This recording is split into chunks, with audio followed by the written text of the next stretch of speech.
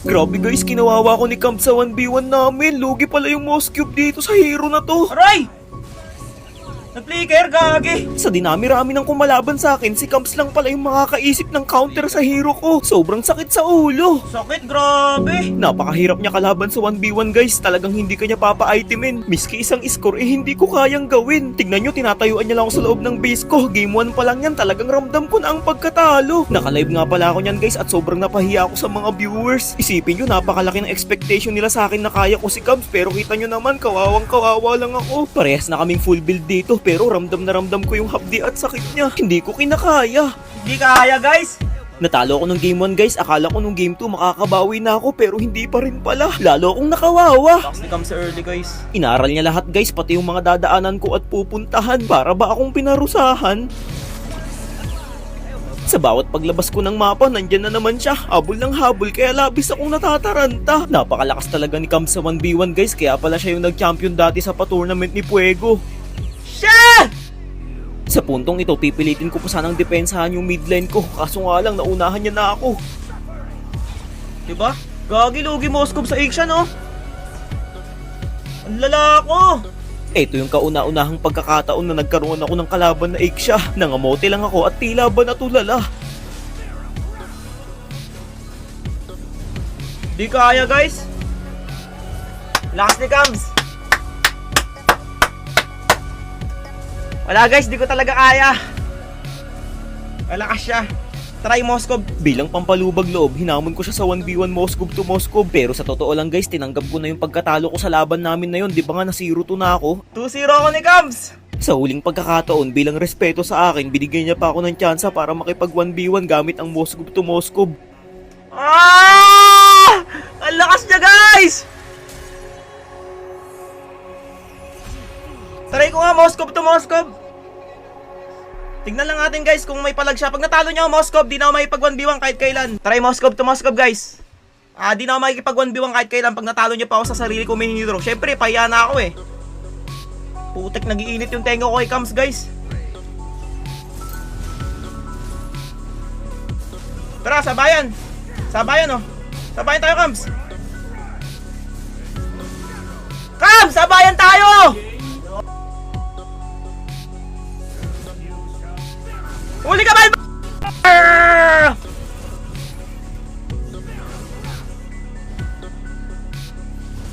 Aray ko ka! Ay, sabing wag maingay eh. Nasiro to tayo ni Cams Doy. Wala tayong karapatang magyabang. Cams, nandito ulit ako! Sabing wag, ako lang pwedeng gumanon Doy. Da, Cams!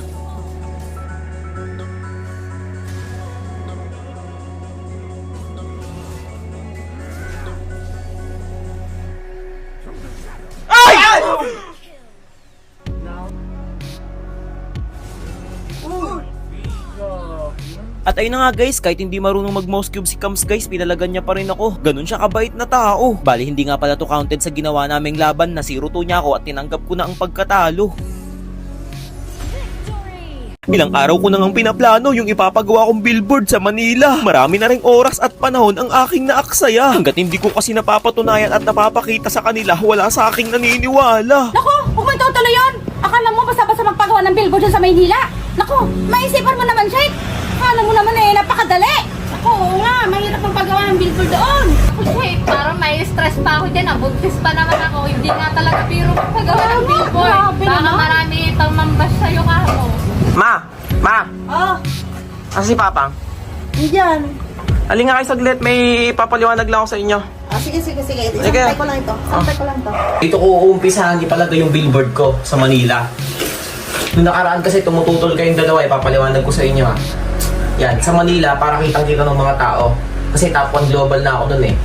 So, muna tayo dito sa Cavite to Manila. Yan yung point of view ng mga ngayon lugar. Probinsya, yan.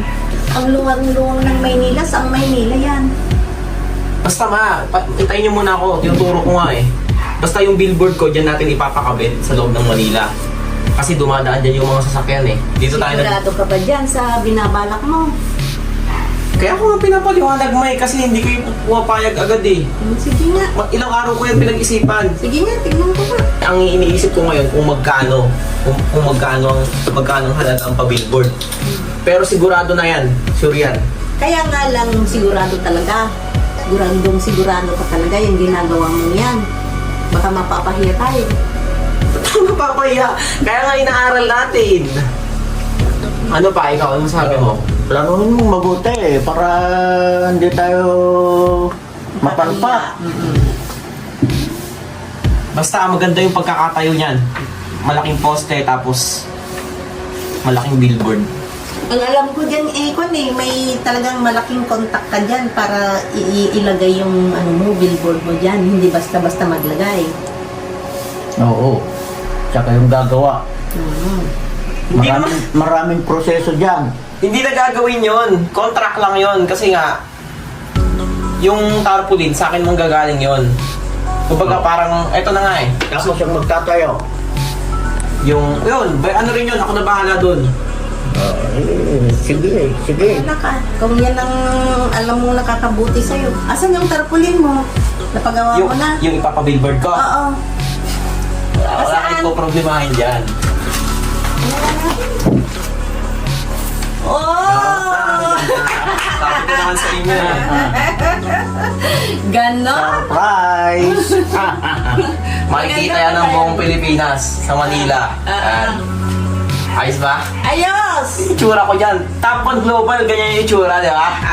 Sige. Sige. Ayos. Ayos. Sabi ko naman sa inyo eh. Worth it. Orchid. Sige. Sabi ko naman sa inyo guys, matutuwa sila pag pinaliwanag kong maigay. Nung una tutol sila sa pagpapabillboard ko. O, ngayon nakita nila. Diba? Very good. Very good. Bali kung susumain kasi natin guys, konti na lang rin yung hahabulin ko para makapasok ako sa top global. Papalakpakan ako ng marami, di magtatagal. Guys, wag na kayong dumayo kung ganito itatanong nyo. Boss, pwede ba kitang kawawain? Saan? Sa 1v1, okay lang ba sa'yo? Kung kaya mo ba? Sige, kayang-kaya yan, boss. Grabe guys, kakawain daw niya ako, nakakatato. Hindi ka tatagos, tol. Tingnan natin. Akala ko nagpapatawa lang to pero sobrang pinahirapan ako. Udang sabayan namin, napunit ako ng husto. Pati yung mga nanonood hindi makapaniwala. Nakaretry kasi yung Mia niya pero kita nyo naman lagunos ang bida. Kung maririnig nyo guys, pinagtatawanan na nila ako. Isipin nyo, nalugi pa ako sa nakaretry na hero. Paano ba naman kasi halos ayaw niya na akong pag-farmin. Bigla-biglang lumalabas para ako'y pitasin. Kala ko mabibigyan ko na siya dyan.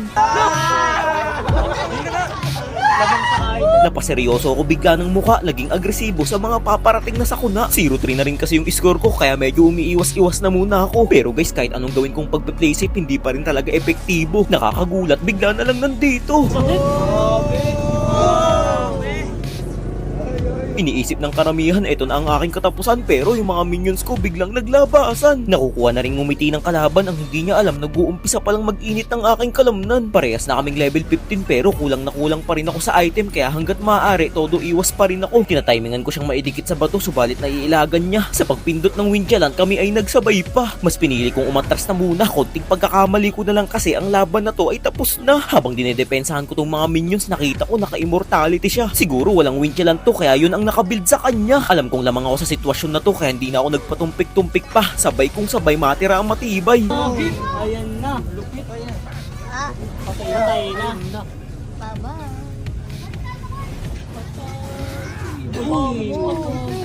Hindi ko na pinilit habulin pa kasi hindi ko pwedeng iwan yung base ko basta-basta. Ang tangi ko lang munang magagawa ngayon ay ang paggamitin siya ng mga skills. Kung hindi man tumama ang aking sibat, antayin nyo ang aking pagratrat. Nandyan lang yan sa tabi-tabi kaya itong bumbilya ay aking pinasinde. Kasalukuyan niyang kinukuha yung red lap ko. Ngayon, ito ang sayo.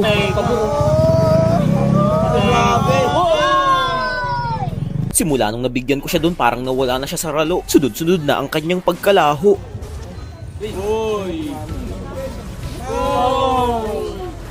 Sobrang hirap ng kalagayan ko kasi umabot na ng 26 minuto. Yung mga minions niya ang kukunat na. Pilit ko mang diretsuhin, uuwi na lang ako imbis na tapusin. Pero syempre, kinikrill ko na muna para walang magiging problema. Kung makikita nyo sa mapa guys, pressure na pressure yung top lane ko tsaka bot lane. Hindi ko pwedeng hindi depensahan yan kasi pag nag-tower lock yan, tapos ang laban. Mabubuhay siya sa loob ng 10 segundo. Sa tingin nyo, aabot pa kaya to? Parehas kaming kabado, ngunit mas lamang ako kasi yung ganitong sitwasyon ay akin ng kalkulado. Lahat ng taong nandito nagulat kasi nabaliktad ko pa. Nawala ang lungkot ng aking mukha mukha ng aking tung makita.